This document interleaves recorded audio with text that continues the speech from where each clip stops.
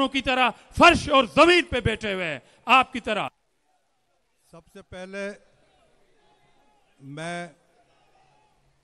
अपने बहनों को, अपनी माओं को, कि जो शोहदा की बहन और उनके जो माएँ हैं, उनको खराज अकीदत पेश करता हूं कि आज आप देखें कि हैदराबाद के जियाले, हैदराबाद के आपके भाई, वो कितनी इज्जत और कितनी एहतराम और कितनी लगन रखते हैं अपने शोहदा के लिए।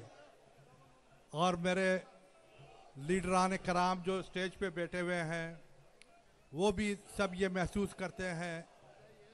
मेरे भाइयों, मेरे दोस्तों, एक चीज़ देख लें आप, एक चीज़ समझ लें कि शहीदों ने ये कुर्बानी क्यों दी। जुल्फ़िकार अली भुट्टो, बीबी साहिबा और ये शोहदा कराम 18 अक्टूबर के, इन्होंने किस वजह से, किस बात पे, और वो कौन सी बात थी कि उन्होंने अपनी जानों का नजराना पेश किया।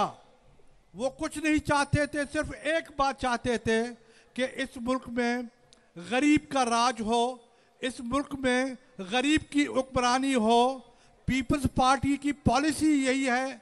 पीपल्स पार्टी का मंशूर जुल्फ़िकार अली भुट्टो ने इसी बुनियाद पे बनाया था कि इस मुल्क में गरीब राज करेगा और इस मुल्क में गरीब वो इस मुल्क की हुक्मरानी करेगा।